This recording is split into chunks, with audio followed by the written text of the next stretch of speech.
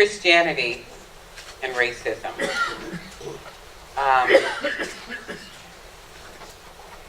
When I think of Christianity, I see an enormous, brilliant, bright light bursting with great possibilities. But what I need to understand is how could anyone turn this sacred source of light into a sordid force of racism? And if Christianity is the largest religion in the world with virtues of love, kindness, hope, truth, and light, can anyone tell me what went wrong?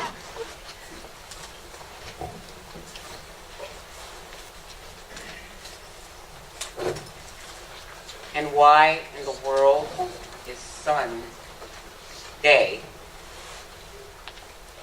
in America the most segregated day of the week? If Christians are followers of Christ and are encouraged to be Christ-like, why was Christianity used to instill obedience in the enslaved by the enslavers? I don't know who or when this started, this behavior, but I certainly know that it was not approved by Jesus Christ. I'm going to start with Bishop Francis Asbury. I'm sure some of you all are familiar with him. If you want to pass him around.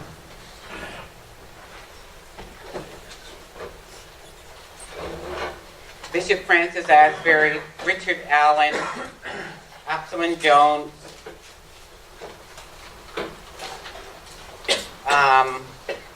John Newton. They all have something in common.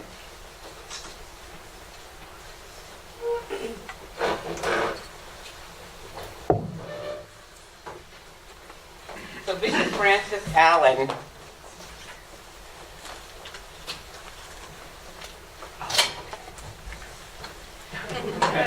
Bishop Francis Allen Asbury was a Methodist bishop and was a leader of the Methodist Church. He hated slavery and petitioned George Washington to enact anti-slavery legislation. He was not successful. He also said that slave owners would not be eligible for Methodist membership at a conference, formalizing the Methodist Episcopal Church in the U.S. It didn't happen, but economic forces mitigated the action. And not until 1968, when the United Methodist Church was created, did the Methodist Church end, finally, segregation in the church.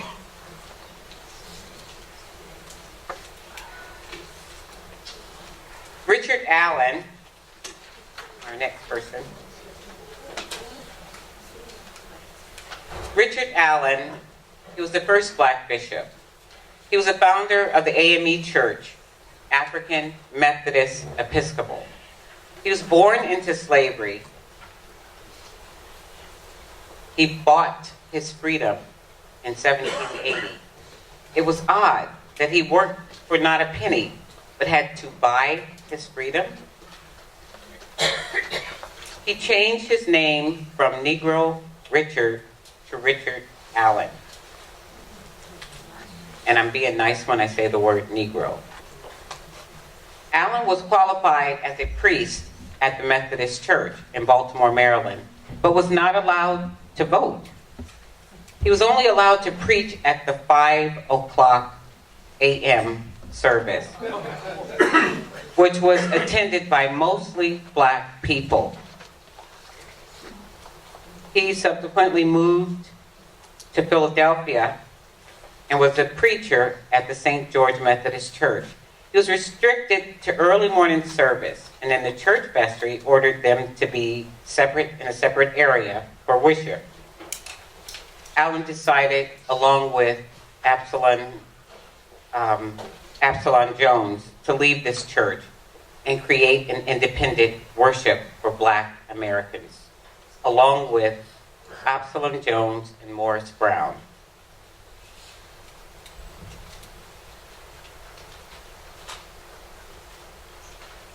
Bethel AME Church was dedicated by Bishop Francis Asbury in 1794. Richard Allen was ordained by Bishop Francis Asbury.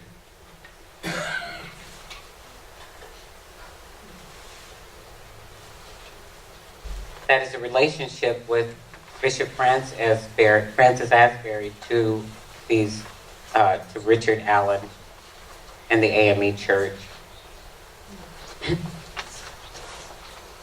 Bishop Francis, for 15 years, leaders in Philadelphia tried to keep the Methodist leaders. They tried to keep the congregation and property under their jurisdiction.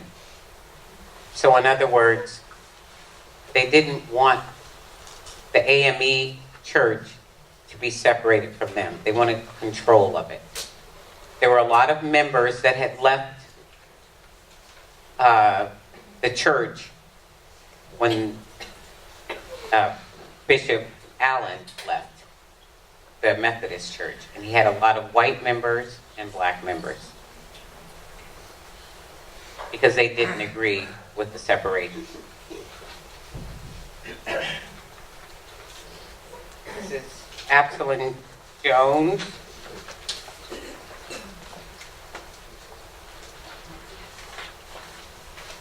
Absalom Jones, he was born into slavery. He purchased his freedom and his family's freedom in 1784. He soon became a leader in the Black community in 1787. He was a founder of the Free African Society, and he was also a founder of the AME Church. 10 years later, he became the first Black priest in the Episcopal Church. So when you think about this, AME, African Methodist Episcopal,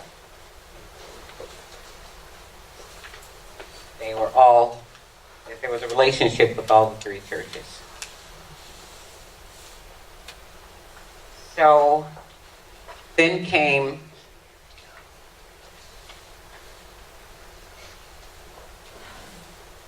Morris Brown. Morris Brown was not enslaved. His family was a family which consisted of wealthy white men. So he was an offspring of the wealthy white men and women. But he was educated and he was free. He was also very, very intelligent. And he despised the fact that his people, although he was not enslaved, that his people had to endure slavery. And so he also got involved in the ministry. And he was allowed to talk to the slaves as long as he didn't say too much. Okay? But then the slaves, after a while, he became very powerful in the AME church as well. And then the churches somehow started disappearing, burned down. They got burned. And so Morris Brown left the South and joined Richard Allen in his pursuit of religious freedom.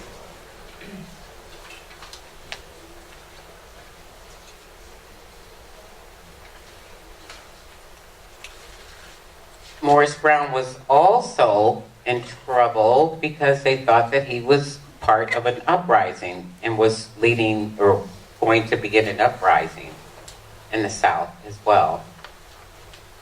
But he escaped to Pennsylvania, and they found out that he wasn't, he was, released from that.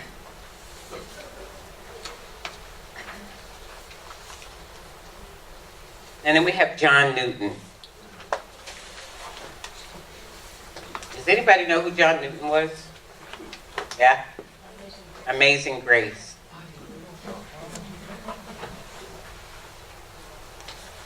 So John Newton was also a former slave ship master, a clergyman as well. When he thought that he would die because of the ship might sink, a ship that was filled with slaves, he prayed for deliverance.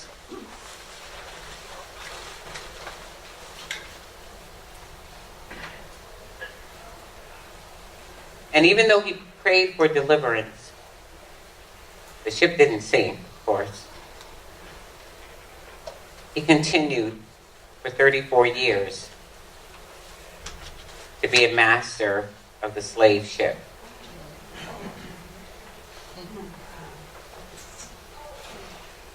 Then finally he got sick. He got really sick, and he prayed. Well, he became a priest, an Anglican priest. He got really ill, and he decided that he wanted to renounce slavery. It was time. And he regretted that he hadn't done it earlier. But he had made a lot of money, so it was hard not to do it, I guess. And he became an abolitionist.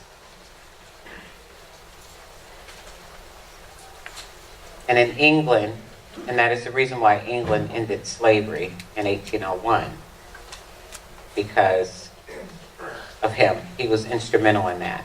So he did redeem himself. And I'm thinking he, as a Christian person, Christianity and racism, why does it take so long if we were all had the same religion? How could we be Christian and treat humans in a very undignified way? And I think my question is to everyone is, why is it taking so long? Are we that insensitive to other humans that we have to take so long? And we continue to do it. We continue to go into every beautiful place. We came to America, and I'm saying we as Americans came to America, a beautiful place, once extremely beautiful place, inside and out, the humans, the land. And we as Christians took the soul away from the Native Americans. We as Christians go into so many countries and continue to take the souls away so that they can become theirs. And then my last question, is money worth it?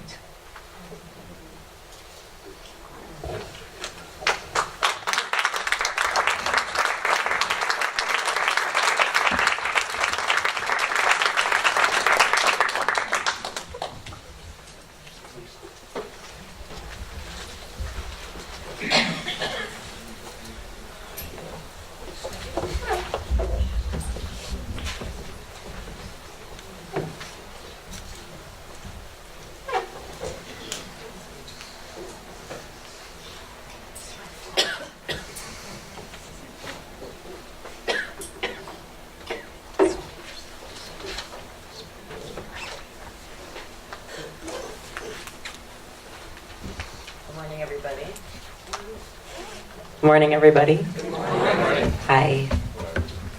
My name is Abrah Dresdale.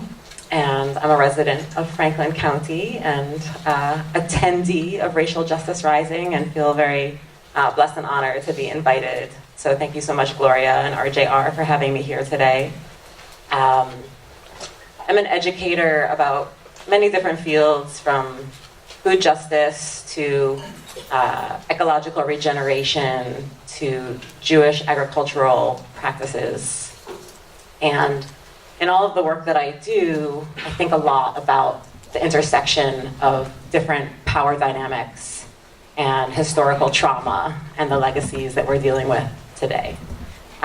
So it's an honor to be able to come up here and talk from a Jewish perspective about the intersection of race and religion. And I always like to ground where we are in the cycle of time through a Jewish lens, because I think it's important to share culturally where my people are coming from and learn from each other. So today is Shabbat Shalom. It is the Jewish Sabbath. And in the Torah, which some people call the Christian Bible or the Old Testament, in the Torah portion for this week, Vayishlach, it is the reconciliation of Jacob and Esau, the twins that were wrestling over scarcity of blessing. And they came together after lots of fearing one another and creating stories and narratives about the other, and held each other and wept in each other's arms. And I think it's a really beautiful emblem for what it is that we are all up against, right? These stories of the other, this fear of scarcity of resource and of blessings. And this opportunity, the whole night before, Jacob had prepared with all of his people and creating different tactics and strategies to attack his brother. And ultimately they just came together and held each other and wept and reconciled. So I think this is a really beautiful template for the work that's happening in this community and all of the concentric rings of work that are happening around justice and solidarity in the world at this painful yet hopeful time. So let's see. So Gloria was very open about what we could speak about. So I decided to talk about what feels most alive and relevant to me today, and hoping that that will also be alive and relevant for all of you in different ways. So I want to start out by saying that Jews are a diverse people. And Judaism is a very pluralistic religion. And I cannot speak on behalf of all Jews or the Jewish faith. So I'm just one person here. And so what I will speak with you about is what I know in thinking about the intersection of Jews as a people and the topic of race. And so the Jewish ethic Tikkun Olam guides all that I do. Tikkun meaning the mending, and Olam meaning the whole world. And so any endeavor, I think that folks who are faith-based Jews or are cultural Jews, maybe even atheist Jews, I think we bring this ethic if we were raised in any kind of a Jewish way, or these ethics got transmitted down through the generations. So I come today with thinking about eliminating racism through a Tikkun Olam lens. So as I said, my people, the Jews, are a diverse group. We are a multiracial people. Some people often think of Jews looking like me, looking white. But we have lots of different kinds of Jews from all over this planet. So Mizrahi Jews are Jews who descended from the Middle East and from North Africa and from the Caucasus. We have Sephardi Jews who descended from Jews living in the Mediterranean and Southern Europe and Iberia. And we have Ashkenazi Jews, who are Jews that descended from people living in Eastern and Western Europe, and who today largely benefit from white privilege.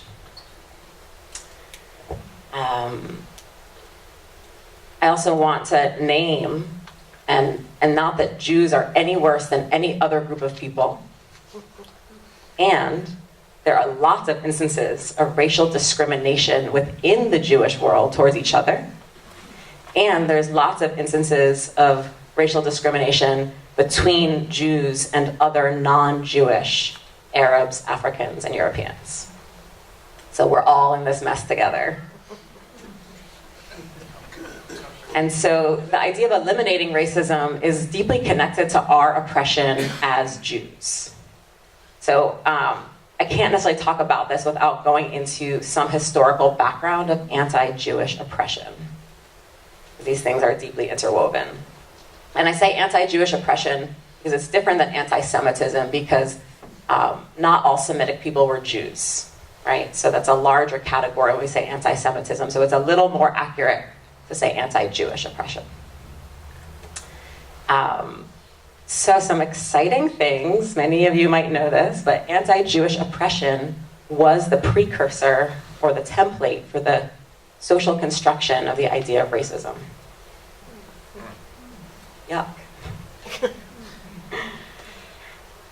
And so before there was systemic racism, white people who had more power and decided to exploit and use that power towards darker-skinned people of the colonized world, racist ideologies were created to justify that exploitation of people's bodies, labor, and the land.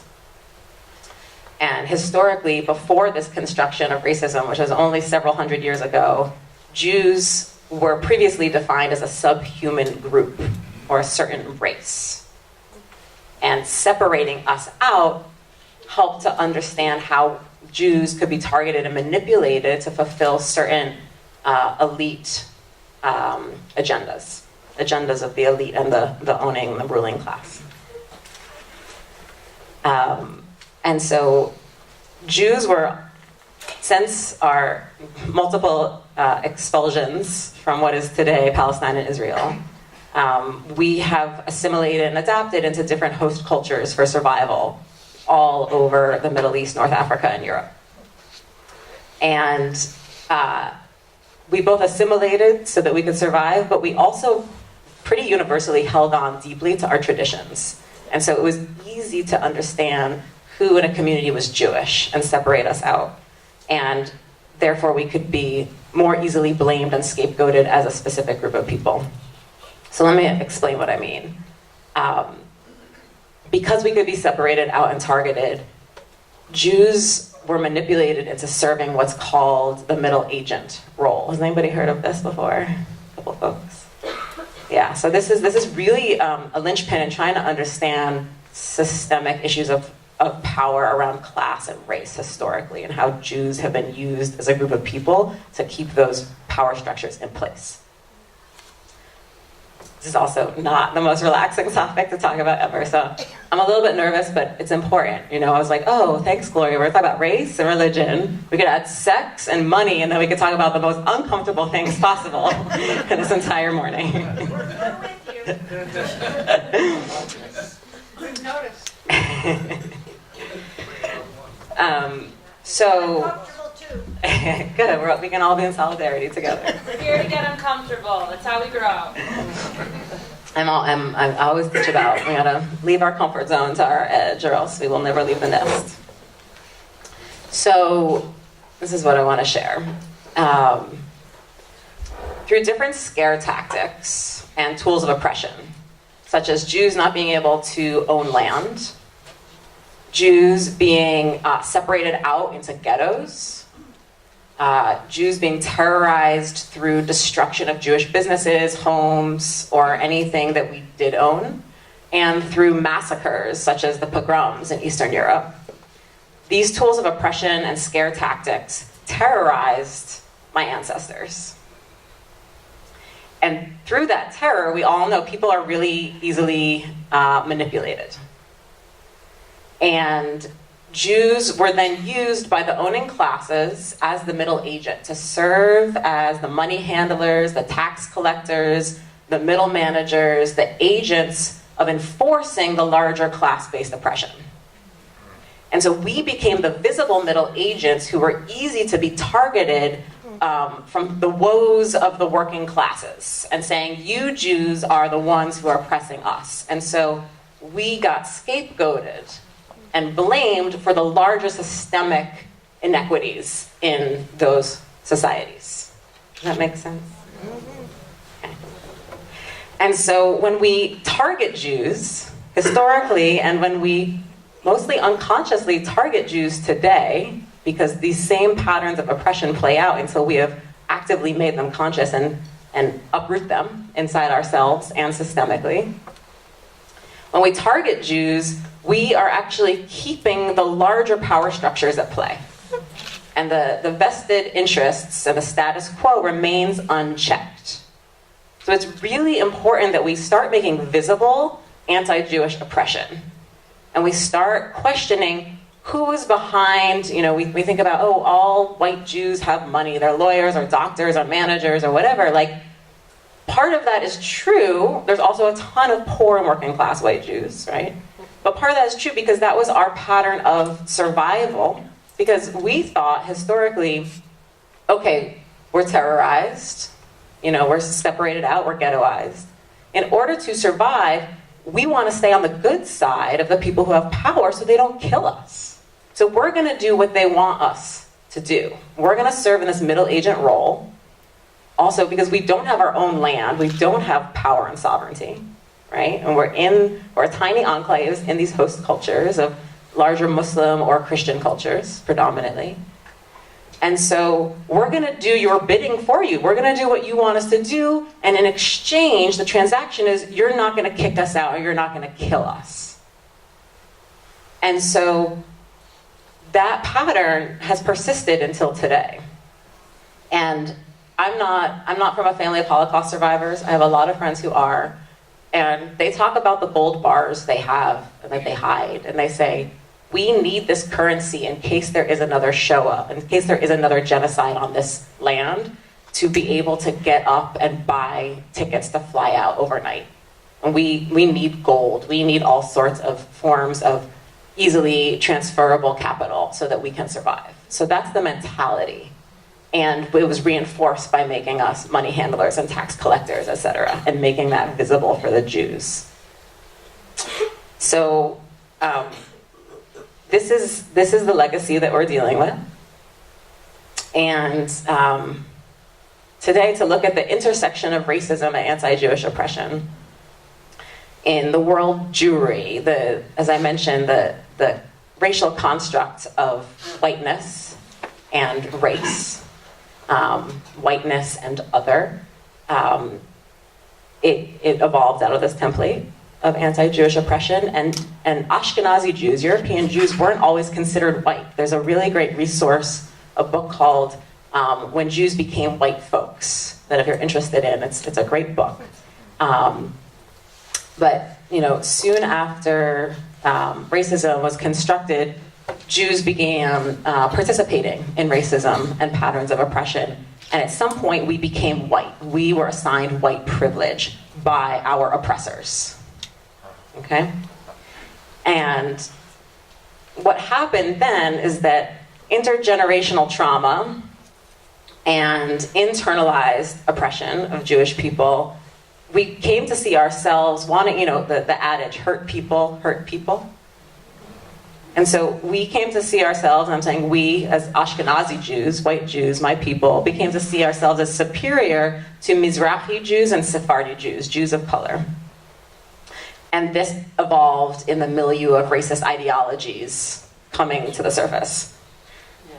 Similar among my people, German Jews, Western European Jews, saw themselves as superior to the shtetl Jews, the poor, working class Eastern European Jews. Those are my people. So even within white Jews, there's this factioning. And I just want to say a few words about Jews and Palestinians and Jews and African Americans. More relaxing topics. So in what is Israel today, in my opinion and opinions of others, what has happened is that the compounded internalized oppression, the near genocide of 2/3 of Jews in the entire world through the Holocaust, and 2,000 plus years of trauma has been turned against Palestinian Arabs. right? Hurt people hurt people. But this was not by coincidence. So the end of World War II, US and European-backed foreign policy in the Middle East subverted Arab liberation progress, and again put the Jews in the visible middle agent role, suppressing non-Jewish Arabs, but this time at a much larger international and visible scale on the world stage. Really yucky, right? And so anti-Arab racism, both in Israel and in the diaspora, justifies the mistreatment of Palestinians, and this is seen as necessary for a secure Jewish homeland. Now I want to say one more thing. Gloria's telling me that I got 2 minutes left, so I want to say one more thing about Jews and African Americans. We have shared liberation struggles. In many places, Jews could not own land. This made us particularly vulnerable. Same thing with African Americans in the States. And the idea of 40 acres and a mule and reparations after slavery never came to fruition. We also have been targeted by the same white supremacists and KKK, for example, the recent outbreaks in Whitefish, Montana. And there is a long history of solidarity between Jews and African Americans, and we look at shared alliances during the civil rights movement. We've also been historically pitted against each other, like all racial and ethnic groups, to divide us so that we don't organize as those with vested interests in the middle and working classes. And the last thing I'll say is that because of the way that the terror and the trauma has landed on Jews, we tend to have patterns of urgency, and we show our terror and our fear on the surface. And a lot of times, this can come across and collude with patterns of racism and white dominance in relationships with people of color and indigenous people. And so in those communities, that sense of urgency might be seen in that way, and very well could be racism and white dominance, versus taking more time to slow down for connection and relationship building rather than transactional relationships. The last thing I will say is that Jews and people of color, people of the global majority, are natural allies. Jews have been targeted historically by white Gentiles, so we actually tend to feel safer with people of color. And I'll end with this quote that comes from Pirkei Avot, which is the Jewish book of ethics. It is not incumbent upon you to finish the task of mending the world, but neither are you free to absolve yourself from it. Thank you.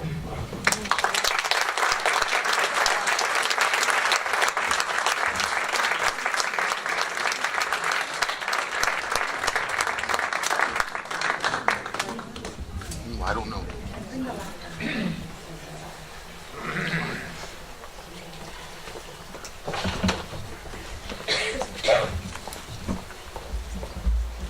I'm not quite sure how I'm going to do this because I have a PowerPoint presentation. Can everybody see me down here, or do I have to get up on stage? Okay. I feel better when standing up on stage. I feel a little bit less in the spotlight. If you could just speak nice and close into the microphone. Okay. Can everybody hear me now? Okay. So, Assalamu alaikum, which means peace be with you. I'm Muslim, and I was asked to basically talk about racism and religion, especially regarding Islam and Muslims. I have an organization called enjoyinggood.org, so I do a lot of these talks of Islamophobia, Islam 101, diversity training, etc. And so this is one of those topics that I have done a few times at different colleges about racism and how it applies to Islam and how Islam addresses it. So let's just get beginning because I know I'm on a time limit. Racism in Islam. Now, when Prophet Muhammad was giving his last sermon, he knew it was going to be his last and he was going to be dying very soon. Now, I would like you to take a moment and imagine yourself. If you're on your deathbed and you're trying to give your community, your children, your family, people that love you, that might honor you, that might follow you later on in life, what would be the words that you would choose? What would be the message that you would give to them that could last in terms of a legacy? And that's a very hard question because when I was taking class, my actual teacher actually asked us this question as we were students. And that, I sat there and I thought about it, and my opinion was, of course, I wrote as a mother. I wrote, telling my children to be nice to people, to be kind, leave this world in a better place than you came into it, etc., etc. But if you look at what the Prophet Muhammad said in his last sermon, it's really, really unique and very, awe-inspiring, because the stuff he talked about is still relevant today. His first thing he mentioned in his last sermon was women's rights, defending women, calling upon men to respect and defend women. That was his first thing he talked about.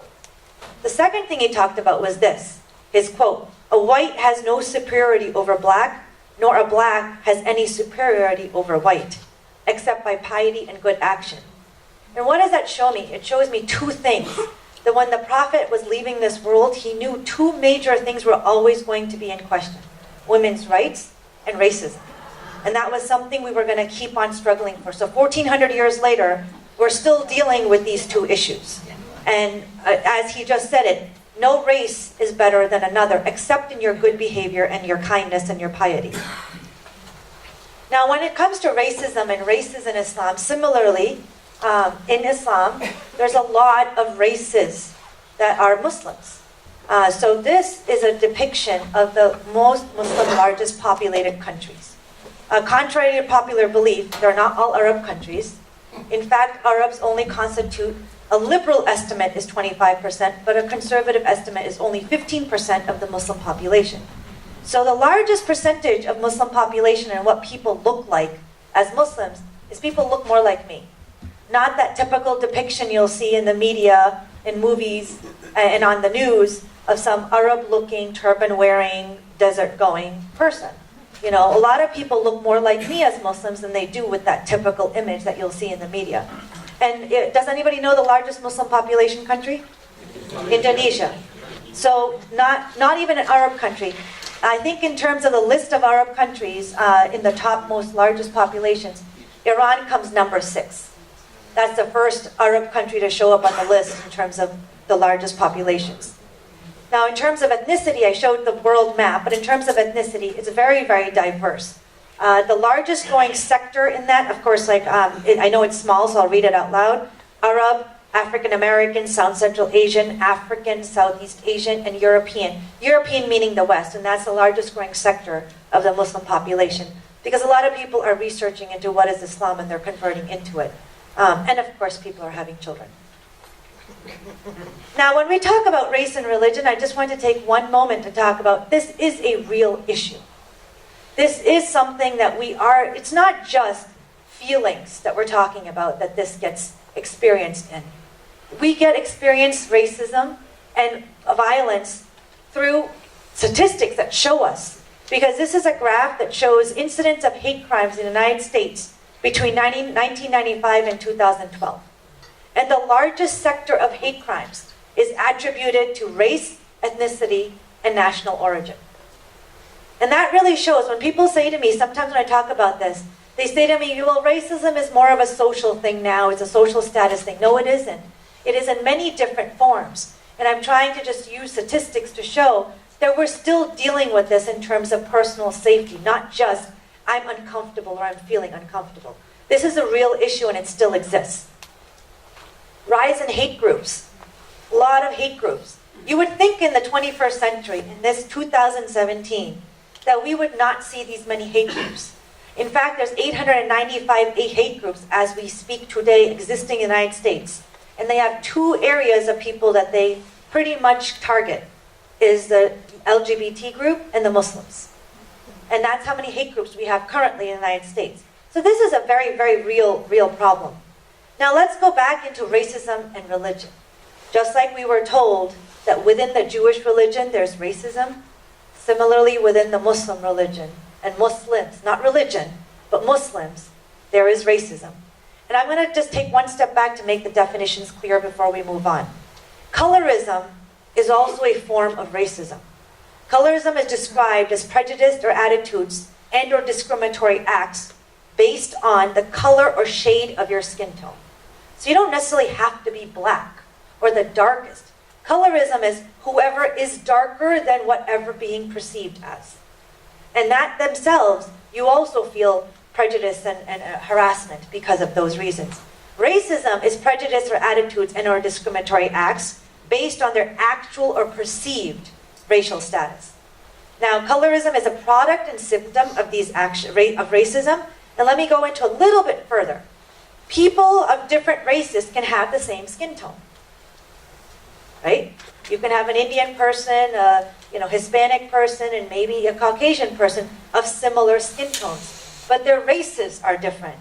People of the same race may have different skin tones, so they both go hand in hand. But colorism is among people of the same race. It's also considered an internalized racism. And what do I mean by that? I'm going to take one step back. I'm Indian. I'm of Indian ethnicity. And this happens in the Indian culture. The lighter you are, the whiter you are, the better looking you are, the more options of getting married you have. People look at you as a leader. You get more opportunities and doors open to you. The darker you are, you're not going to get all those opportunities, even though you're from the same race. So internalized racism or colorism and external racism, there's really not much difference on how people are treated and how people feel. And just take one step back when it comes to religion and racism. We see this really, really powerful image of Dr. Martin Luther King, right? Kneeling.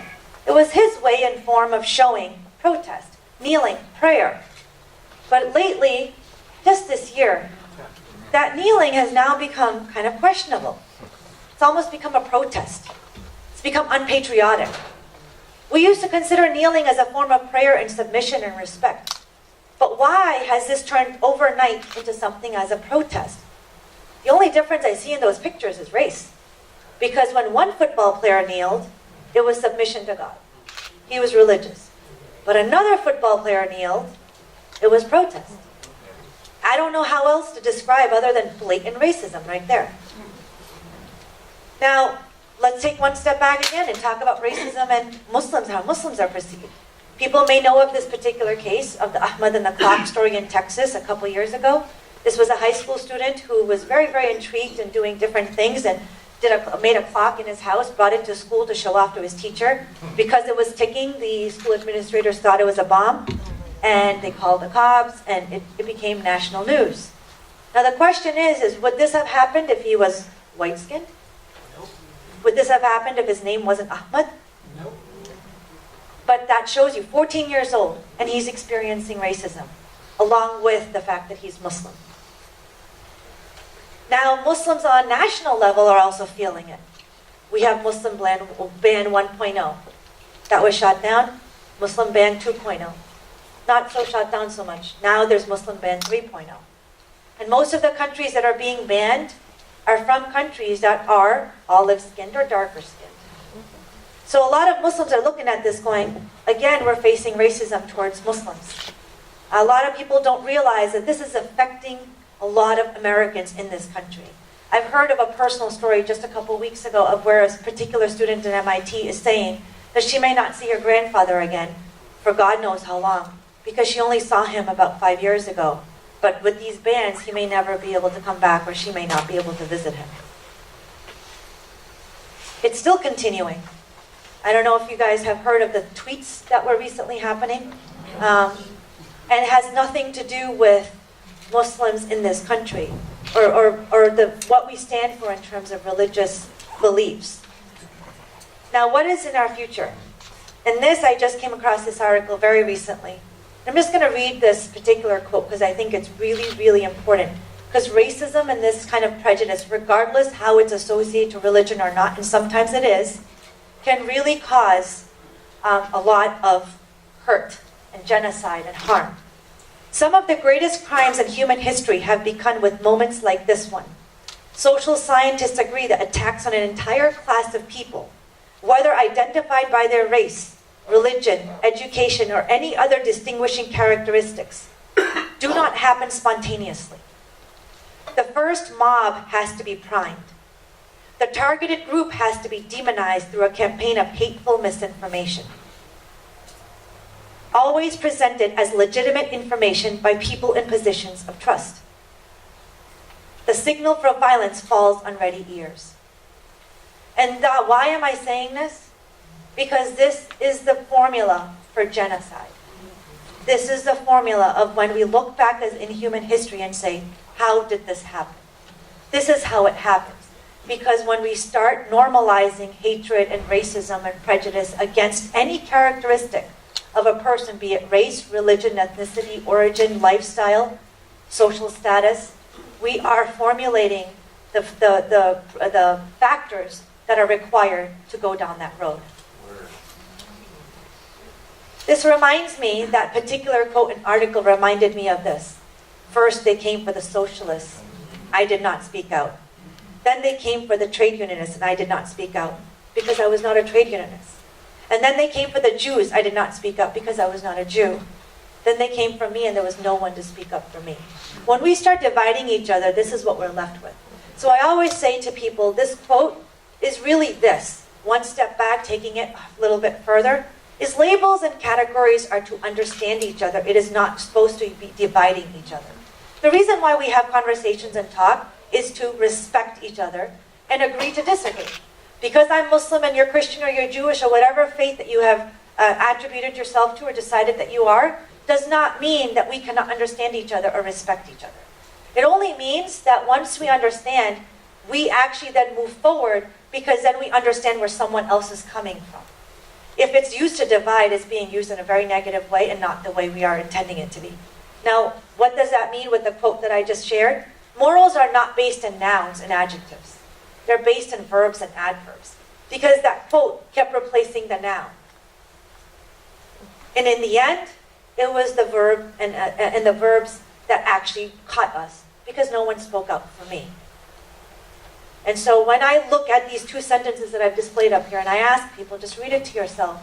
If you feel differently on one sentence versus the other, there's a problem. If you want to switch out those nouns and read that sentence again, and if you feel differently, there's a problem. So I can share a story. I don't know how much time I have. If not, I won't share the story. But I'll leave it for Q&A later. But I just wanted to end, yes? 4 more minutes? So something I just wanted to share is, a lot of Muslims believe, and non-Muslims believe, that there's really not too much hatred or not too much, why aren't you speaking up? Why aren't you guys, in the media all the time? First of all, we don't get a lot of attention in the media, no matter how good we do. We don't. I'll give you one simple example. When the Boston Marathon bombings happened, ISBCC, which is the mosque in Boston, out of solidarity decided to cancel their Friday prayers. Now, Friday prayers in the afternoon are considered holy, just like Saturday is religious for the Jews, Sundays is religious day for the Christians. Friday afternoon prayers is what is the holy day for Muslims. And the mosque decided to cancel their Friday prayers. Boston Globe came out with a title for that particular act and said, mosque cancels Friday prayers. I looked at that and I said, I'm really disappointed. Because why use a negative word like cancel? You never use the word cancel in a good way. You cancel a wedding. You cancel an appointment. You cancel something that, it's for a bad reason. What I would have preferred in that title was, mosque stands in solidarity with Bostonians.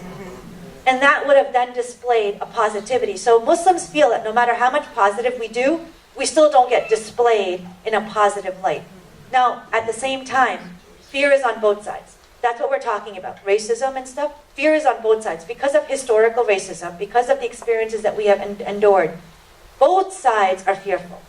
And we need to address that and talk about that. Let me give you an example. I was invited to the State of the Union in 2016 for President Barack Obama's last State of the Union address. And when I went, I was invited on Tuesday morning. I got onto the plane. And of course, I'm Indian. I have a little bit of Indianness in me. And when I say I'm Indian, I'm ethnic Indian. And some qualities have come to me, which means I show up to things late. And whereas my husband, who's Portuguese, shows up to things half an hour early before the time. So we always are in an argument of what is the proper time to leave. And so I'm going to this Tuesday morning on this airplane, and I'm trying to get there. And of course, I'm like, we have plenty of time. He's like, you're late. And I'm like, we have plenty of the same conversation we have for everything. And I get to the airport, and he's like, you're going to miss your flight. You're going to miss your flight. I go through the security check line, and I get onto the plane. And as I'm getting onto the plane, the air stewardess says, thank God you're here because you're the last person we were waiting for. course, because I'm Indian. And so I walk, and of course, all the seats are taken. I get the last seat at the end of the plane. I go all the way towards the end of the plane. And I go sit down, and I say to her, and what I did was, I had a dress. I wore an Indian dress, as you can see in my picture over there. I wore an Indian dress, found it perfect, red, white, and blue with a little bit of gray, and it was perfect. So I packed it in my airbag because I did not want to check anything in, because God forbid you don't get between a woman and her dress, especially on occasion like that. And so I took it with me, and I walked and I wanted to put my clothes in the air cabin, right above me, so I knew where my dress was. But since I was late and I was last, there was no space available. So the air stewardess says, there's absolutely no space available, we're going to have to check in your bag. And that was not going to happen, because you are not going to take my dress out of my sight. And so I told her, I said, you cannot take my bag. And she said, why not? I go, my dress is in there. I'm going to the State of the Union tonight. That is what I'm wearing. I have nothing else to wear. I cannot go like this, because I was in just a sweater and jeans. And she's like, okay, let me go and ask. I'll figure something out. She goes all the way to the front of the plane. Now, everybody knows she's going to the front of the plane because of me. So she goes all the way to the front of the plane, and she comes back, and she says to me, well, the captain said we'll take your bag and put it in the captain's cabin. And I've never heard of this before. So I thought it was code word of we're going to put it underneath the plane. So I said to her, what does that mean? She goes, it's going to go to the front of the plane. I said, what do you mean by front of the plane? Does this mean that when I walk out of the plane, I will walk out with my bag in my hand? She said, yes. I said, so it's not going underneath the plane? And she said, no, because I was being very clear that I cannot lose this bag. So she took the bag, and she went to the front of the plane. And I sit down, and of course I want to boast to my husband that I made it on the plane, because he was insistent I was going to miss it. And I'm about to sit down, and I realize I can't find my phone. I look through my coat, my pockets, I can't find my phone. So of course, frantically, I start pressing the air stewardess button. So she sees me, I'm frantic, and she comes running back. Of course, everybody now knows she's running back to me. And she comes running back, and she goes, what happened? I go, I can't find my phone. She said, ma'am, did you check your pockets and your coat? I said, yes, I did. And she goes, well, I don't know what to tell you. I go, you don't understand. I'm not going to the State of the Union if I don't have my phone. Because I don't know who to call, where to go. I have no clue. And she goes, well, ma'am, you can't leave the plane. If you leave the plane, we can't let you back on. So now I'm thinking, my dress is in this cabin. I can't leave this plane. And if I come back on, I have nothing to wear in the State of the Union. So I didn't know what to do. I said, you don't understand. I can't go anywhere. This is like, there's no point in me going. So she goes all the way back to the front of the plane. Now you can imagine I'm probably the most hated person on this plane. And she then waves, she comes out and waves her hand to me at the front of the plane. Everybody knows I take the walk of shame in front of everybody, from the back of the plane all the way to the front of the plane. And I said to her, yes, and of course the captain is there. And he says, so I heard you go to the State of the Union. I said, not without my phone. And he said, well, where do you think you left it? I said, it must be in the security line, because that's the only place I stopped before I got on the plane. He goes, just go off and get it. And so the air stewardess says, sir, she can't go off and get it because we can't let her back on. He goes, well, then I'll go with you. And then she says, you can't leave the plane. We're going to fly in about a minute. He said, try flying the plane without me. And he walked off the plane with me and came back. And I had my phone, and everything was fine. But when I sat back into my seat, I realized something. What if I was wearing my Indian clothes onto the plane, because which I had thought I might? What if I had an accent? Because I already have one negative thing going for me as colorism. I'm not white. But what if I had an accent? What if I looked ethnically different? Because if I was wearing a different traditional clothes. And then I realized, can you imagine, I said I will not part without my bag. And then I said I had to leave the airplane to get my phone. I asked myself, this could have gone in a very, very bad manner. But I felt the fear after. In the moment, me feeling American and this is my home, I did not think twice. But if it had occurred to me, if I was an immigrant and felt that I was different right off the bat, I probably would have acted differently. And I probably would have missed an opportunity of a lifetime to actually attend the State of the Union. Because I don't know if it's going to ever happen again. But I just want to leave you with that story about how, no matter how we feel, sometimes we go through an incident and we feel the effects of the racism, what could have happened after, even if nothing happened. Because of our fears, because of our past experiences. Now, when I talked about colorism, it happens in the Indian society and ethnicity. I have been raised in a family where half of my family is very light-skinned with green eyes. I happen to be one of the few girls who was born with brown skin color. I felt it my entire life, within my own family, of how I was treated differently, how I was told, she's pretty, but she could have been better if she got the lighter skin genes. And it was awful. I used to be told, I don't know how you're going to get married, but at least you have social status with your family. This happens all the time within cultures. So it had nothing to do with religion, and we fall back on religion to try to address on how we should behave.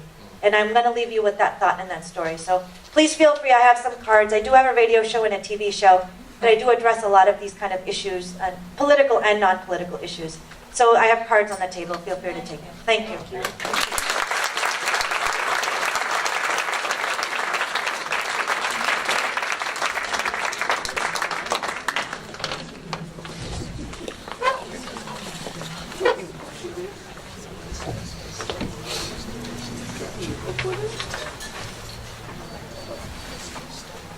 Can everyone see me? Good. I would like to thank Racial Justice Rising for inviting me here today. It's an honor to stand here and share my story with you. I'm a 69-year-old African American, originally from North Carolina, but have been a resident of Western Massachusetts for the last 20 years, and I work in Washington, D.C. I am the father of 2 children, a son and a daughter, and the grandfather to 5 grandchildren, and blessed to be in a loving relationship. I am a lay member of the New England Peace Pagoda, a Buddhist community, and I have been a member of that community for almost 20 years. It was through this Buddhist Sangha the path to undoing racism and working for social justice became my life's work. But it was the arrival of my grandchildren that made me see that the world that they would inherit would be far more oppressive and unequal than the world that I had inhabited during my time here. But what could I do to create a better world? By examining my experiences and what I thought I had to offer, I came to the conclusion that my role is in helping to manifest, to bring into being a beloved community. According to the website www.kingcenter.org, the beloved community is a term that was first coined in the early days of the 20th century by the philosopher theologian Josiah Royce, who founded the Fellowship of Reconciliation, who founded the Fellowship of Reconciliation. However, it was Dr. Martin Luther King Jr., also a member of FOR, who popularized the term and invested it with a deep meaning which has captured the imagination of people of goodwill all over the world. For Dr. King, the beloved community was not a lofty utopian goal to be confused with the rapturous image of the peaceable kingdom in which lions and lambs coexist in idyllic harmony. Rather, the beloved community was for him a realistic, achievable goal that could be attained by a critical mass of people committed to and trained in the philosophy and methods of nonviolence. A global vision in which all people can share in the wealth of the earth, where poverty, hunger, and homelessness would not be tolerated because international standards of human decency would not allow it, where racism and all forms of discrimination, bigotry, and prejudice will be replaced by an all-inclusive spirit of sisterhood and brotherhood. End quote.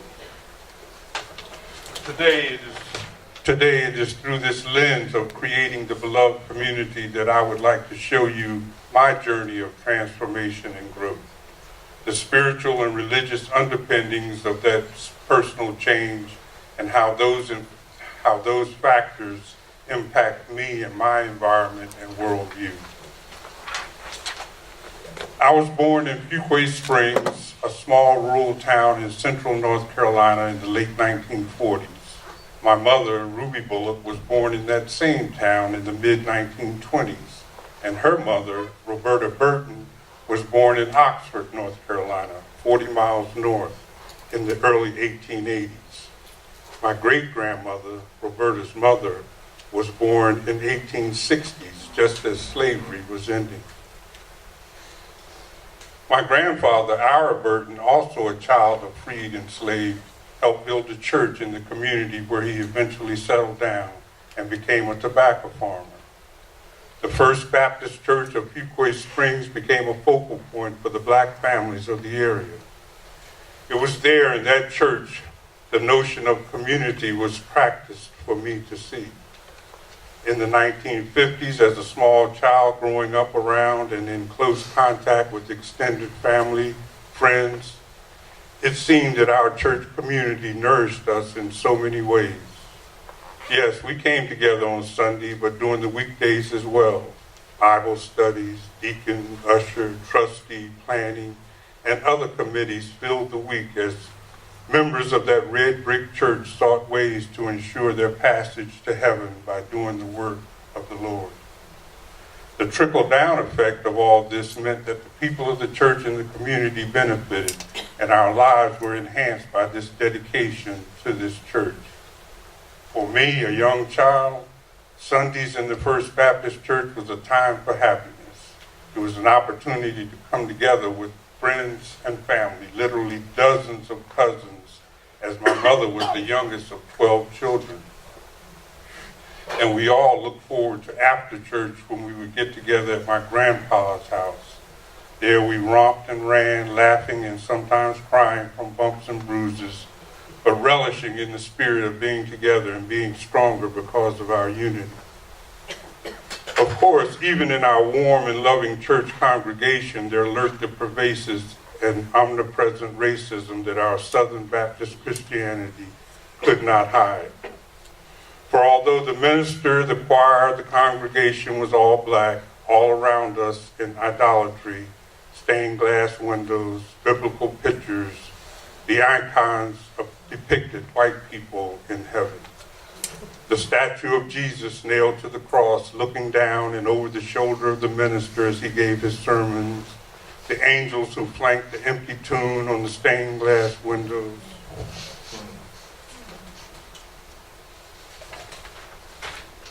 The disciples wining and dining during the Last Supper.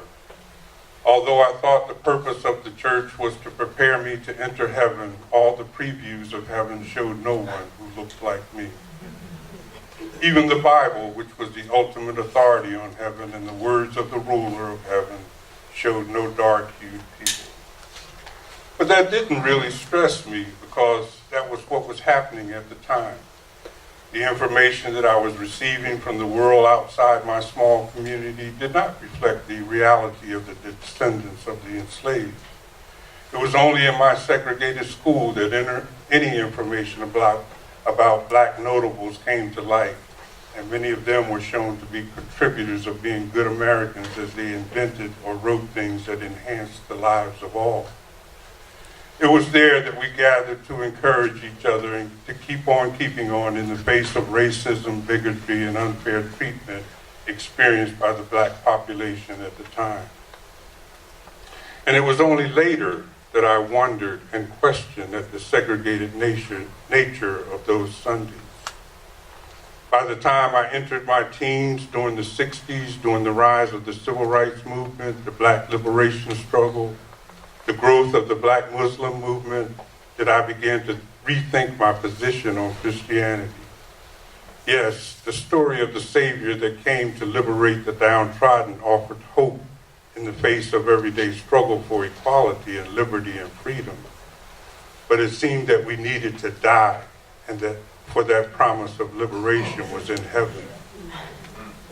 And I was not patient enough to wait. While I tried to keep God in my life, mostly by not denying the existence of a higher being, I no longer went to church. That community that had once been my rock and was the rock of my parents and grandparents could not sustain me, and I looked elsewhere. I was also not ready to meet the violence that greeted those who followed a more radical approach to gaining their rights. The many assassinations and imprisonments of activists during my preteen and teen years dampened my urge to act and speak out in any meaningful way. It would be almost another 20 years before the idea that religion would attract me, and this attraction was due to looking deeply at the racism and its legacy of the United States.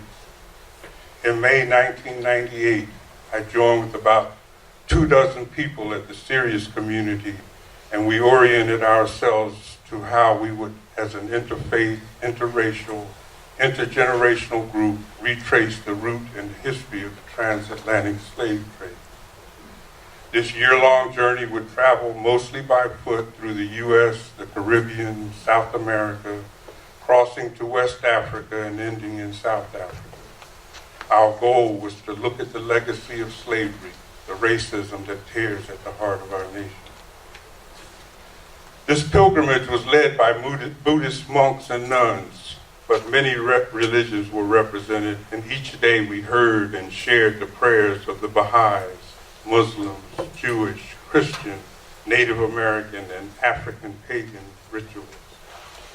It was the spirituality that came through as we took turns respecting each other's divineness, and it was that, the seeing of the divine in each other, that helped us come together to undo the inherent racism that each of us carried, regardless of our skin color.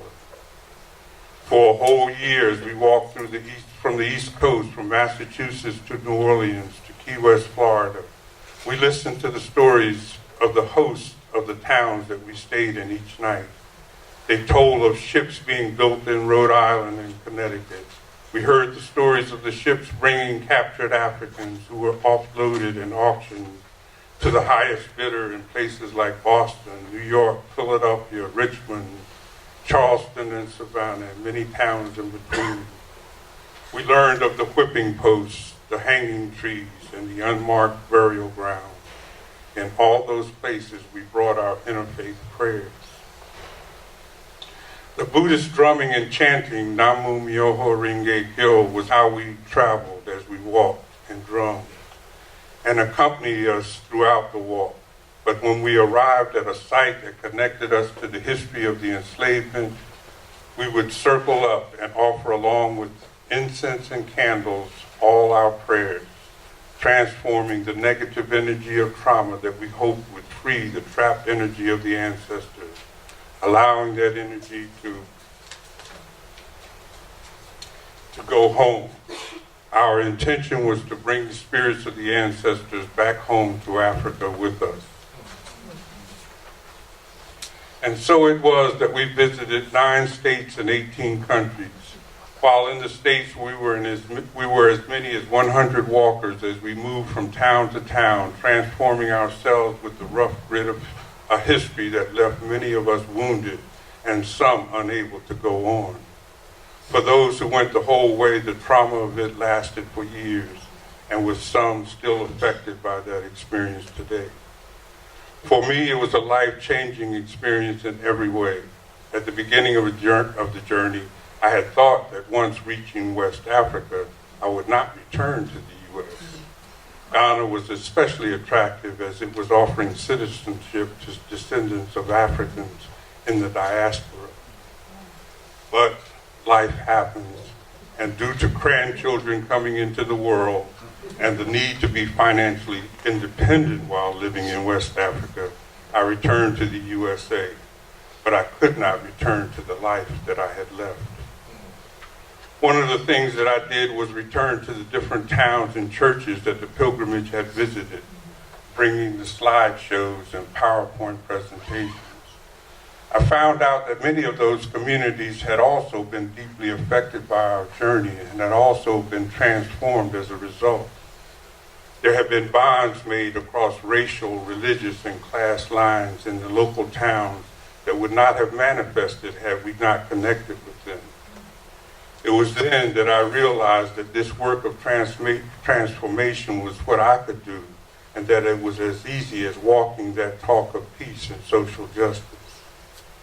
It had become community building on a larger scale, not just individuals or families coming together as large groups, but communities coming together to become even larger communities.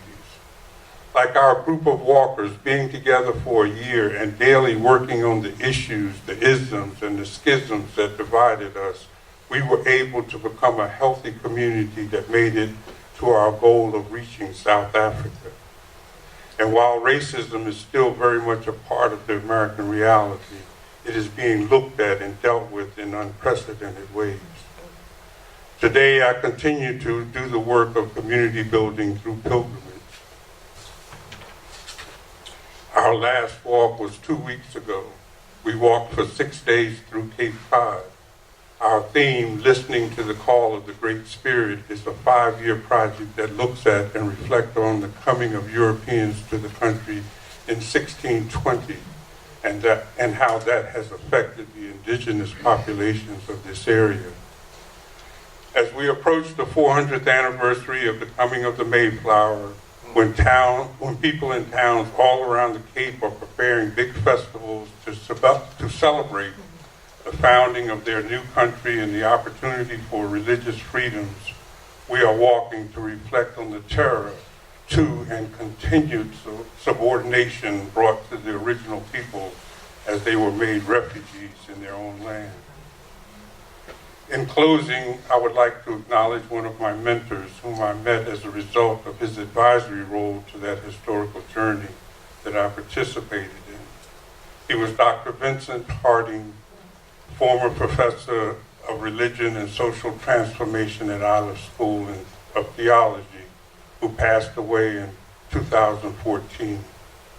It was Dr. Harding who filled my imagination with the vision of the beloved community, which he credited Dr. King for his inspiration. Dr. Harding said the key to creating the beloved community is the 3 C's: courage, compassion, and creativity. And he left us with this song that can be sang to the tune, We Are Climbing Jacob's Ladder. Would you all join me if I... Sure.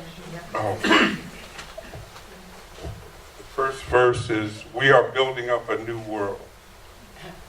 We are building up a new world. We are building up a new world. We are building up a new world. Builders must be strong. Courage, brothers, don't get weary. Courage, sisters, don't get weary. Courage, people, don't get weary. Though the day be long. Thank you.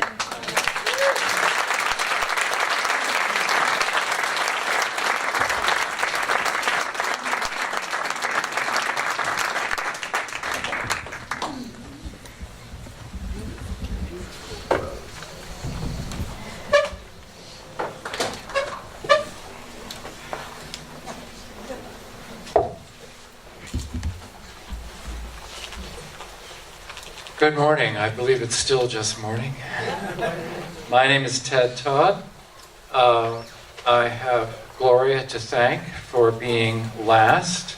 For now, I'm a total nervous wreck.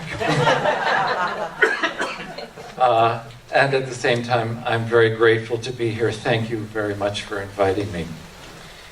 I am a polyglot myself, and I believe was asked to speak from the perspective of someone I used to be.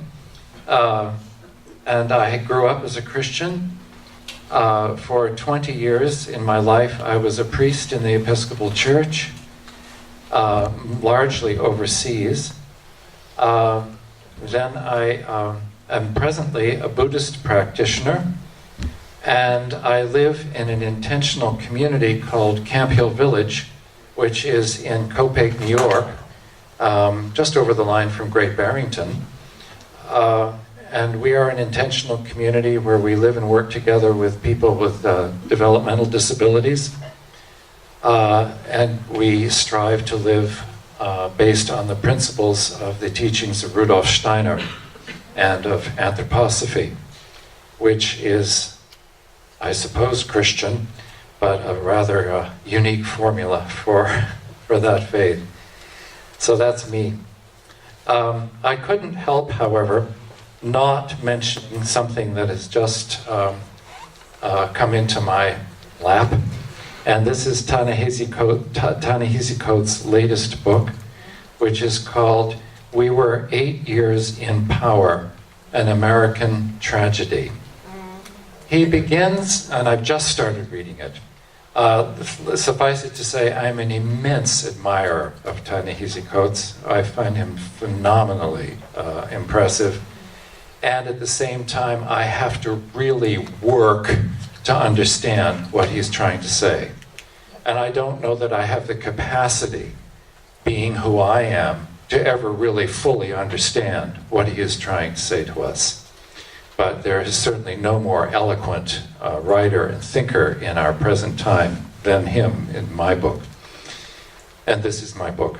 This is not a paid ad, but he begins, and that's as far as I've gotten in the book, with the Constitutional Convention in South Carolina in 1895, I think, towards the end of the 19th century, which was actually the last nail in the coffin of Reconstructionism in that part of the world.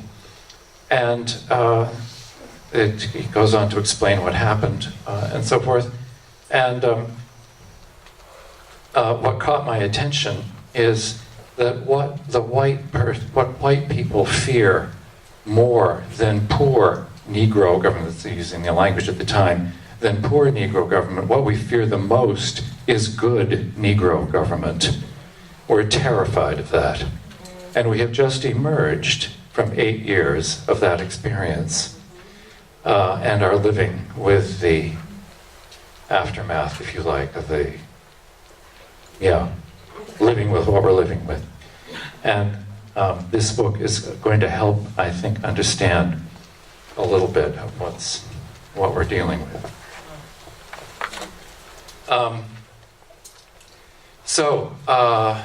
I am humbled to be here. I am not an expert in this field. I have not carried on extensive research. And so what I can do is speak from my own experience. And as I say, it's a bit bizarre because I'm speaking from a perspective of someone I used to be. I was a priest in the Episcopal Church between 1970 and 1990. As I said, I was mostly overseas for those years. And so I can share with you some memories. I grew up in Belmont, Massachusetts, which is a suburb to the west of Boston. And this is Belmont in the late 40s, 50s, and early 60s. Belmont was then an all-white town. The church I went to, which was happened to be an Episcopal church, because my mother had to find somewhere for us to go to Sunday school. So she spoke to her sister and said, "Where are you sending your kids to Sunday school?" And that's where we went. My experience of race in religion in my entire early life was non-existent, because there were no black people in the church I went to, and there were no black people who lived in Belmont, Massachusetts. If you know that part of the world in that period of time, you may remember that Belmont was the home of the John Birch Society. But Belmont prided itself in being a conservative Republican town where people could go and not have to worry about all that's going on over there down the road. And that was true until Victor came along when I was in high school, and Victor was black. And Victor's family was the first black family to move into Belmont, Massachusetts. This would have been around late 50s, around 1960. Victor was cool, and he was very likable, and we all liked him, and that was not really the issue. I cannot imagine the courage that he must have had, and for his family to move into that social setting. It must have been just Herculean to do that. But Victor pulled it off beautifully. That was my first experience of someone who wasn't white. And I was about 15 at the time. So the church I went to had no black people in it. I never remember anything. I don't remember the word race ever being mentioned, much less of it being an issue. So that was my upbringing, and the Episcopal Church was a very nice and comfortable place to be for white people. And I went on to university and then on to seminary. I was at the General Theological Seminary in Chelsea in New York City, and that was from 1967 to 1970. And it happened at that time that the Battery was just being cleaned up in Lower Manhattan, which meant that they all moved up to Chelsea. And I never forget the first time I emerged from the subway station at 7th Avenue and 23rd Street. I thought I was in Calcutta. It was just incredible. So, well, there was a new experience, and it looked like there was some work to be done here. But General Theological Center, Chelsea Square, was then and still is today this idyllic garden oasis in the middle of Chelsea. Now, Chelsea's changed a lot since those days, but still there's this sense of removal once you go through the doors of the General Theological Seminary, which is struggling, like many seminaries today, to carry on. There were a handful of black students, and that was about it. We were much more concerned about the Vietnam War than we were about race, in spite of it all happening. Dr. King gave his address at Riverside Church during those years, that very controversial address that he delivered. So that was my background.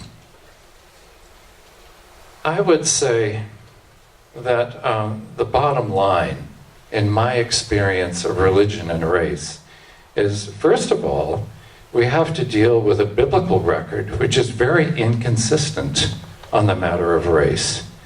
For much, if not all, of the historical framework of the Bible, both the Hebrew Bible as well as the New Testament, slavery was a reality, and it was a given. Often it was in terms of race as well. The Bible is inconsistent when it mentions slavery. Much of the time it's just there as a given. St. Paul, in one of his letters, says, "Slaves, be obedient to your masters. That's your Christian duty." And it also says that masters should be fair to their slaves and not abuse them. Then in another place, Jesus, in one of his teachings about, particularly about the world to come, this may be when we have to wait till we die to get there, but in any case, said, the day is coming when there is neither male nor female, neither slave nor free. And so all of that is in the Bible. This is not to mention how people have used Scripture to satisfy their own ends ever since. And of course, that's very easy to do. I hardly need to explain that to you all. Organized religion, as I experienced it in the church, I think I could say fundamentally reflected its social context.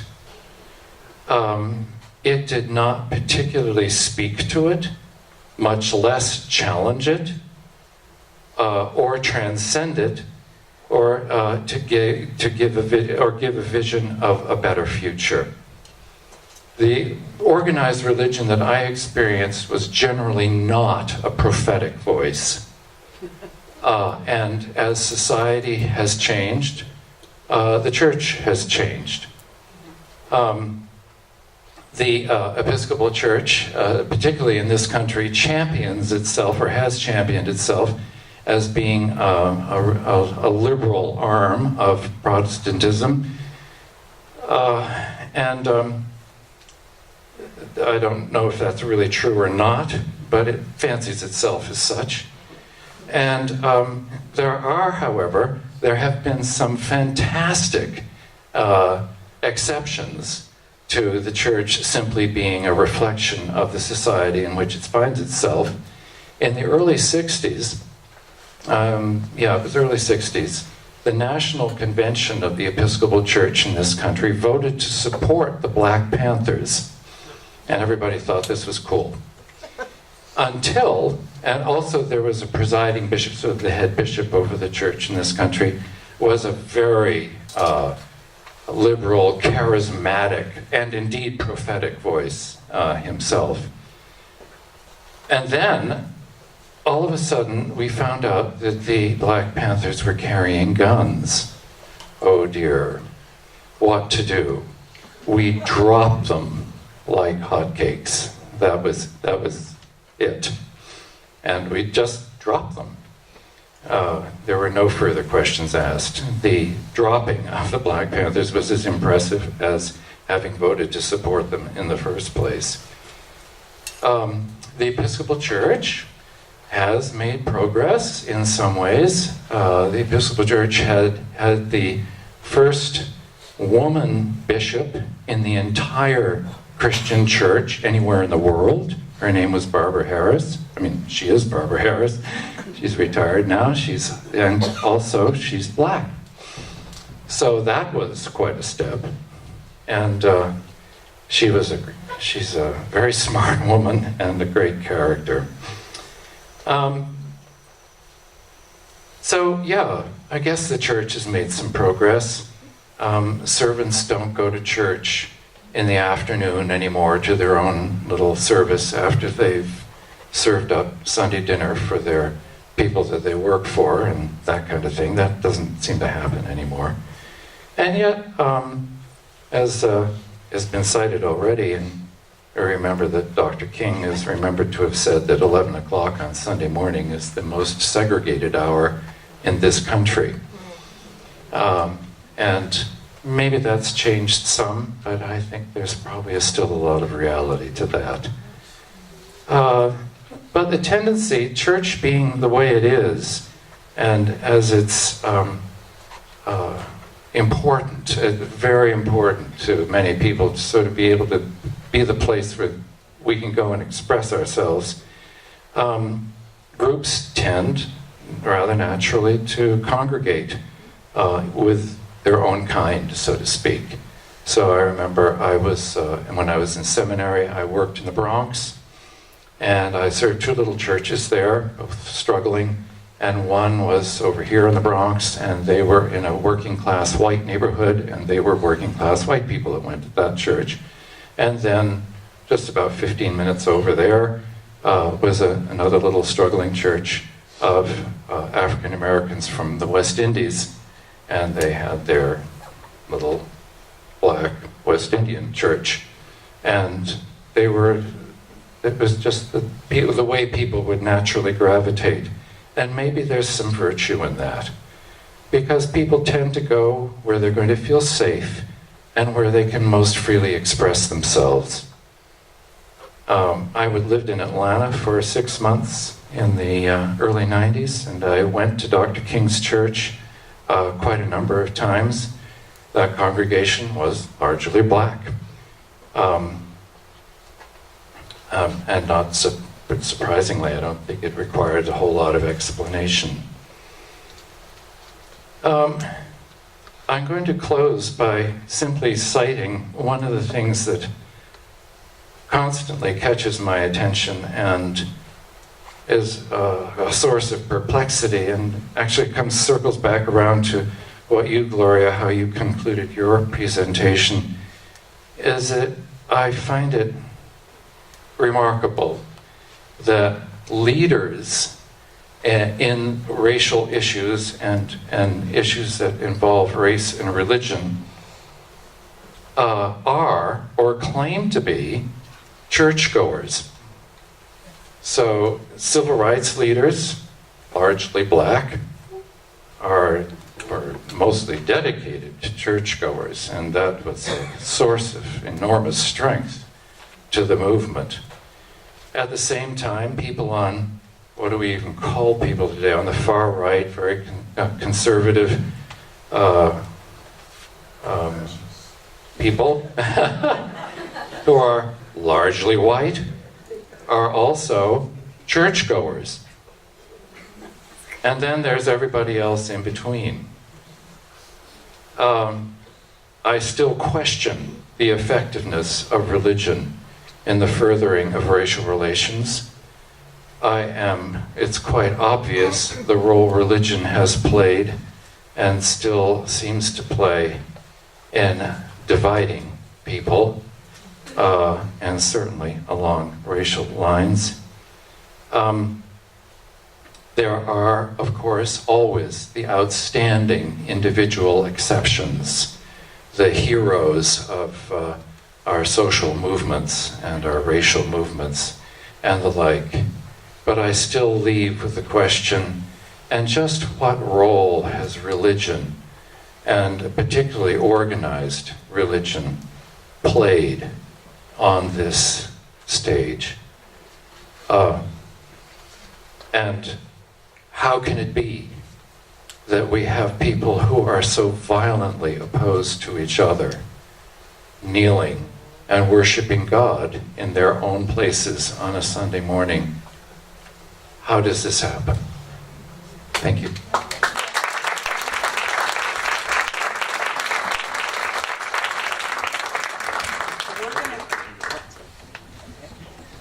So we're going to go stand on the stage, I guess, and people can ask questions if they'd like.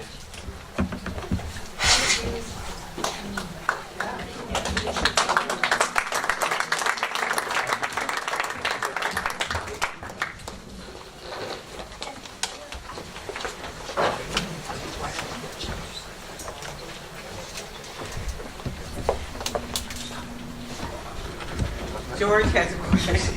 I do have a question. Yes, use the microphone.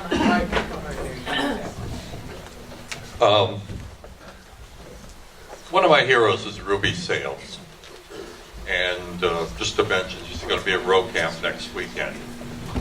But she talks a lot about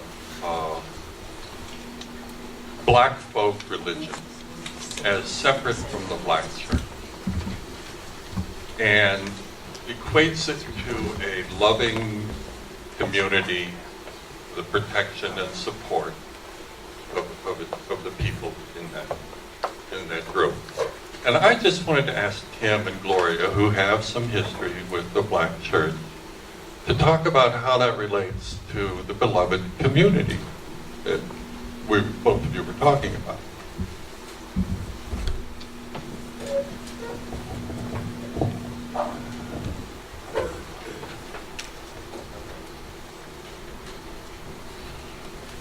I really don't want to see. It doesn't work. All right. So anyway, I'm not used to using these things. I normally have a big enough voice that I don't have to.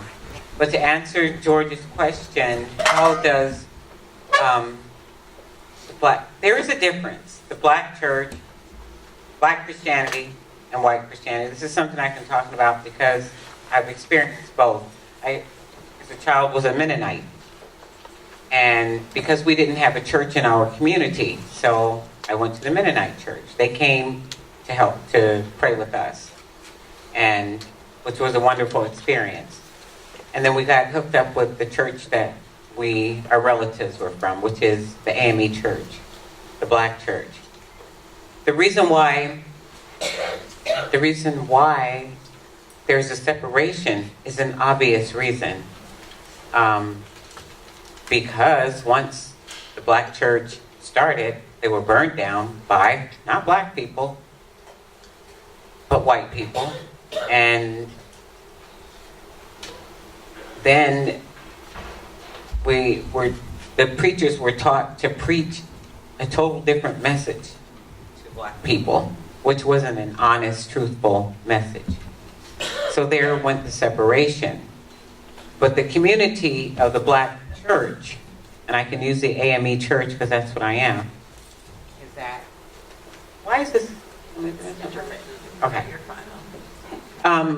Is that we rejoice together. That is a time where we can feel free. You know, that is a pure time of freedom. And the community, of course, you know, our weekly, you know, rituals, which are, you know, you work, you're discriminated against, you know, kids are in school, they're discriminated against. So, but when you're in that church, when you're in that community, it's a joyful, it's happiness, and it's the most wonderful place to be. I've noticed when I go home, there are a lot of white people that have joined our community and our church as well, and they rejoice with us.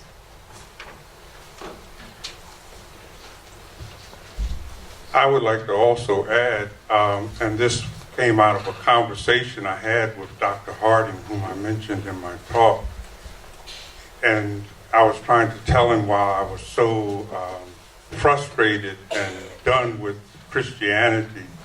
And he reminded me of the liberation theology that a lot of the black churches used in their preaching, that, you know, Jesus had come to save the poor, that the poor was important, you know, in the black theology, and that was one of the differences between the mainstream churches, Christian churches, and the black church. And so, yeah, that's what I would like to add. Another question? Yes?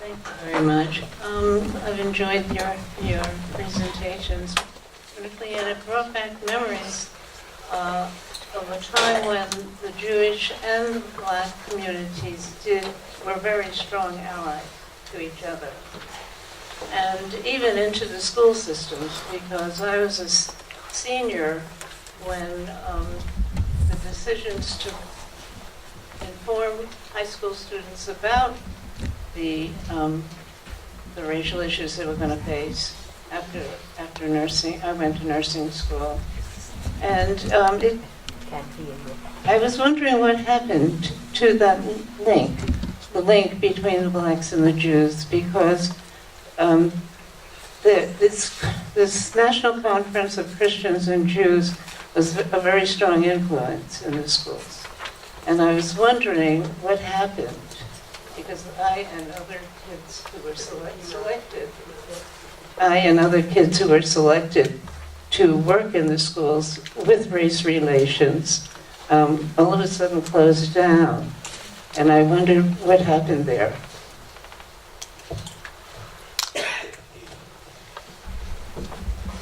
Thank you for your question, Loretta. So I'm not an expert in the history of what happened, but just on my personal perspective, that I think African heritage folks and Jewish folks are natural allies for a lot of the reasons that I laid out. We have shared struggles and shared ways we've been targeted. I don't know if there was a particular event in that time, since you were talking, like, you know, I go to thinking about the war on drugs and mass incarceration. I think about Reaganomics and trickle-down economics and sort of the yuppieization of who were the folks working on civil rights and anti-war. So I think there's probably a lot of factors we could map out. But one place my mind goes to is thinking about the ways that black folks and Jews have been treated differently. So I talked about the ghettoization where Jews were quarantined as a group and separated out. And that differs a lot from families that were taken from Africa and torn apart as slaves, and people were separated from each other in really, really deep ways. And so I think some of that legacy today is there's more coming together in Black communities and creating we need each other, we miss each other, we got separated apart. And there's a lot of factioning within the Jewish world of I'm not going to talk to my Jewish relatives, and we're going to separate apart because we were ghettoized and the way the internalized oppression hit. So I think there's some division there where we're not recognizing the natural places to interconnect and move forward in solidarity. But I think with the rise of the Black Lives Matter movement in the last few years, and a lot more focus on Jewish liberation, particularly by young Jews and queer Jews, there's a lot more opportunity for connection that I think we're seeing in the face of more disturbing turbulence on the surface. Yes? Maybe I don't need a microphone. I don't know.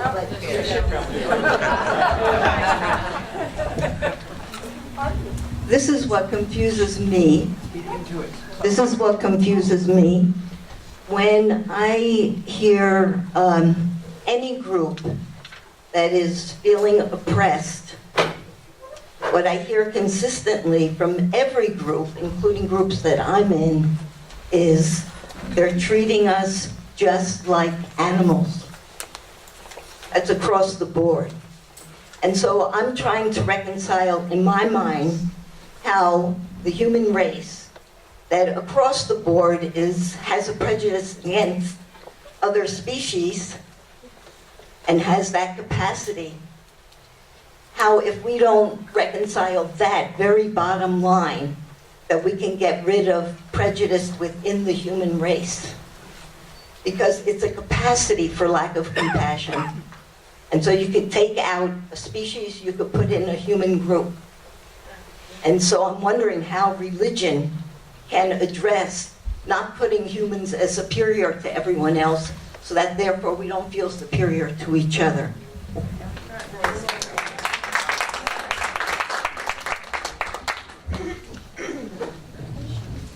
Well said. You sparked something in me that I was hoping to say earlier, but being my state of decrepitude, forgot.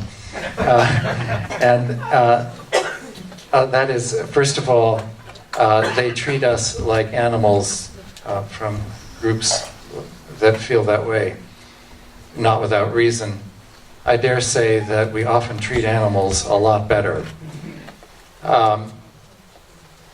That notwithstanding, I think one of the uncomfortable realities that we need to deal with, and I speak now as a white man of privilege, which I have been for much of my life, but getting some hard knocks along the way, is that I think the first task in overcoming these kinds of prejudices is we white folks have to come to grips with who we are. We're always talking about what they're like and what they do, and and how they are and that sort of thing. What does it mean to be a white person in this society? What is our culture? What are our values? What do we hold dear?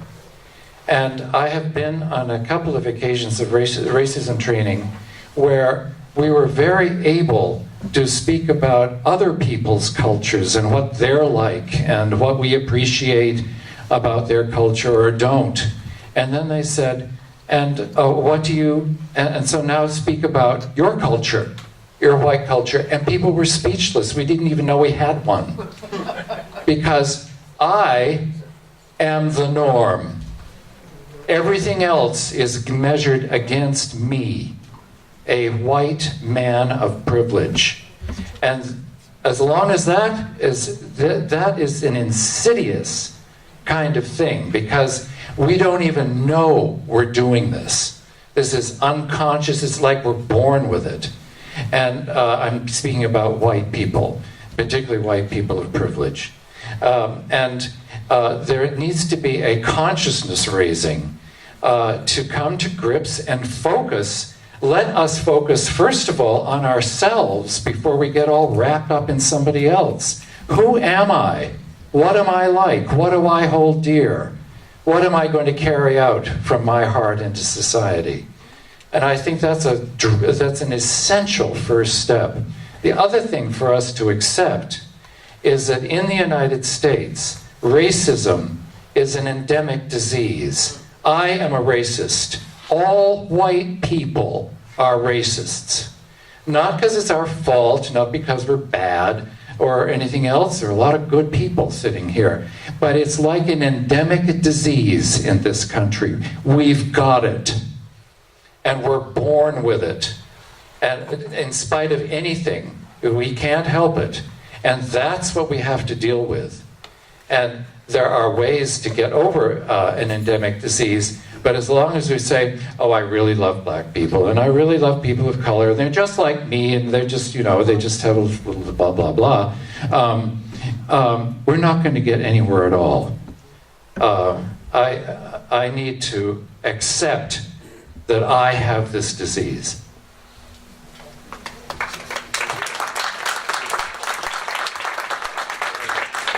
I'm just going to have to say amen to that.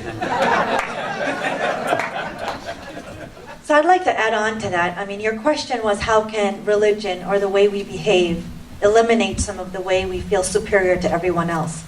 And I truly believe because it's the way we interpret religion. As a Muslim, I am taught that first of all, I cannot judge how another Muslim or religiousness they are.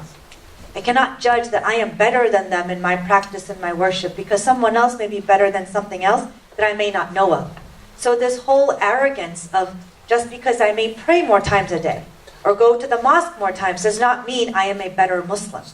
And at the same time, we're also taught that just because in the Quran, God says over and over again, "Oh, you believers."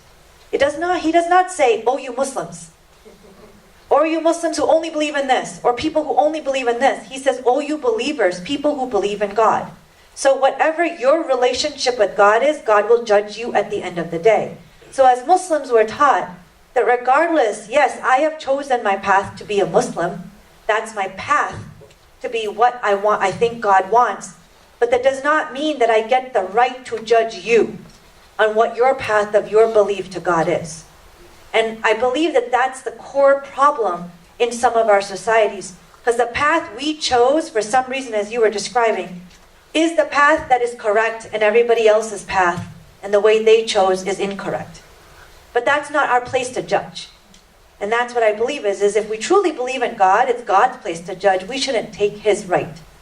And so if you've chosen a path that's your right, and that's your relationship with God, and that's how you will answer to Him. And I think that's the core problem, is regardless of what path or what choices we've chosen, that doesn't negate someone else's path or the path they've chosen.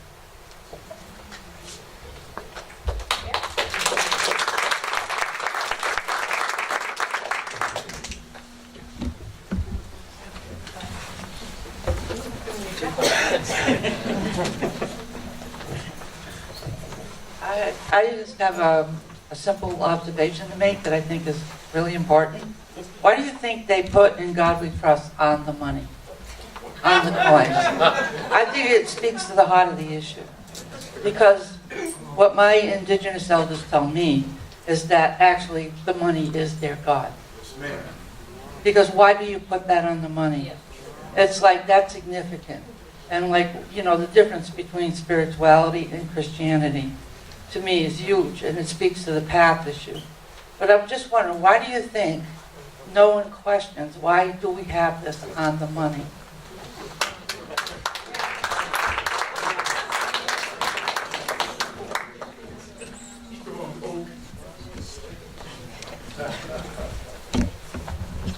That is a really interesting question, and it reminds me of what I was telling you about with John Newton. Amazing Grace. It's a hit all over the world. It's a #1 hit, and it has been for many, many years. But what did he do? He knew that being the captain of a slave ship was wrong. He knew it, but he waited for 32 years after his pockets were filled before he stopped doing it. Even though he had this great, he saw that light that I see, on Sundays when I enter a black church, or what I think of Christianity. He saw that light. But then after his pockets were filled, and he was happy and settled, and back on the road, he's finally stopped because of Christianity. Okay, what's his name? Wilberforce had a great force in his life. And finally, like I said, in England, he was became instrumental in the freedom of the slaves in England. But before then, it was, why was it taking so long? Why did he take so long? He knew it was wrong, but he continued to participate because of greed. I'd like to add something, and thank you for that question, Strong Oak. I think it's important that we bring in an analysis around money and wealth and what is today capitalism as we're talking about religions, because all of our ancestors were part of oral traditions, and they all practiced their practices. And it wasn't until they got written down and codified and turned into organized religions to be used as instruments for different forms of economic and wealth exploitation. And to me, I think that is the original sin, right? It's like these beautiful ways of people that have been used to exploit. So I just wanted to add that, and that we've all learned what is today capitalism in the same way that we learned religion and we learned racism. And I completely agreed with your perspective, Ted, about racism being an endemic disease. But one thing I would modify is that we weren't born with it, we were born into it, and we were indoctrinated with it. And so all of us carry that racist ideologies, but as little ones, we were completely innocent and came into this world, our arms wide open, expecting to have everyone. And all of us learned racist ideologies to pit and divide each other. And I really believe that the root of that has to do with economic exploitation and wealth.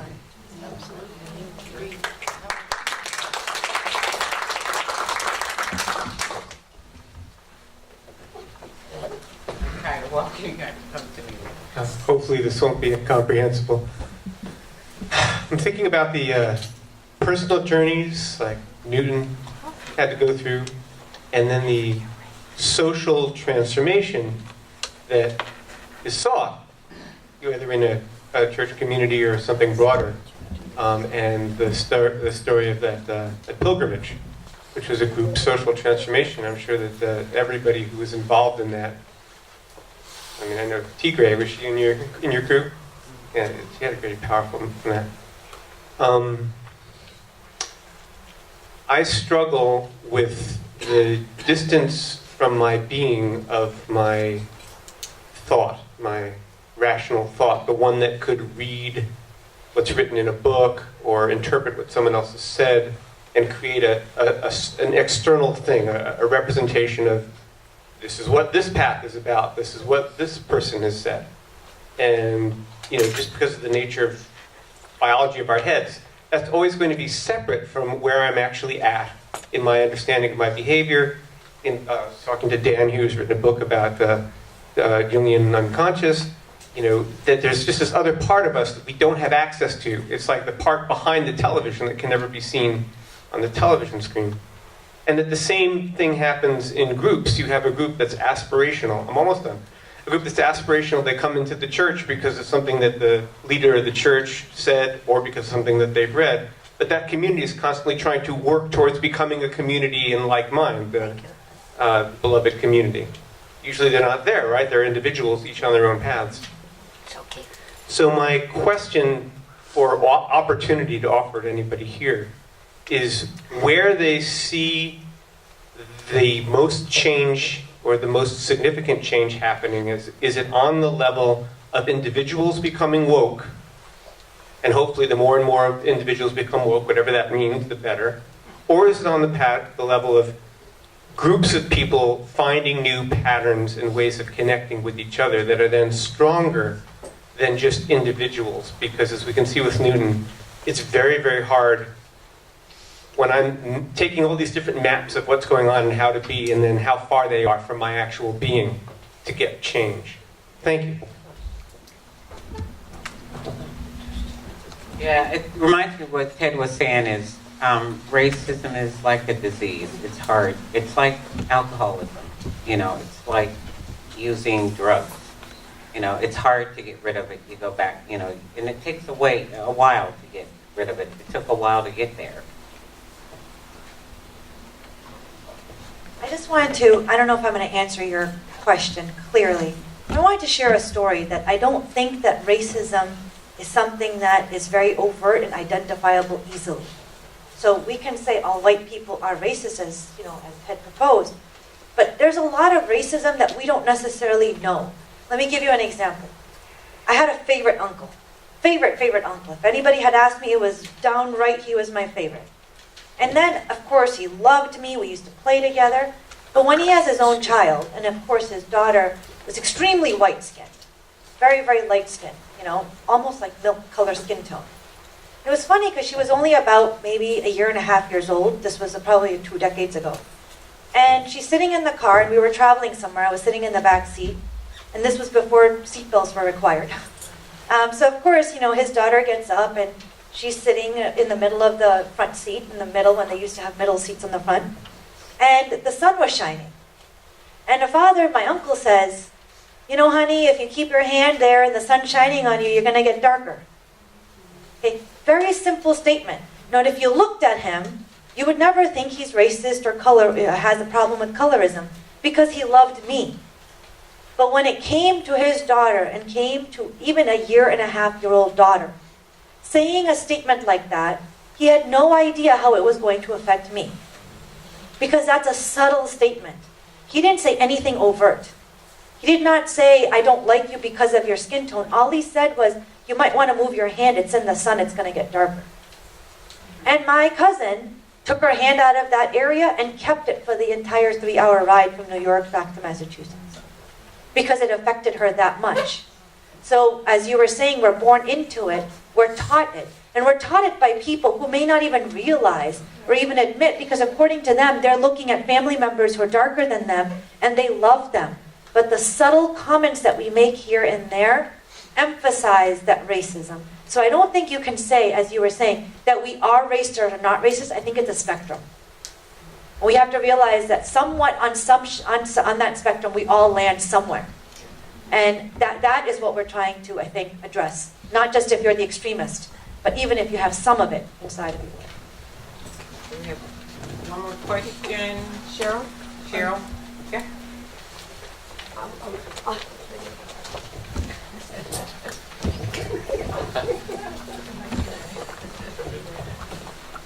This is the last question, and we'll take that. This is time. Well, very rich presentations, and thank you. I just finished reading the book by Reverend William Barber, explaining how he started how he got on the path that he's on now. And he talks very much about how we need to start from a moral base, and that he is about bringing all sectors of society together for one goal, which is to eliminate poverty and injustice. Could you any of you speak to whether you see hope in his leadership and where he's going? Because he is a very strong and beautiful voice. And will he lead us somehow, somewhere? Do you see hope in that?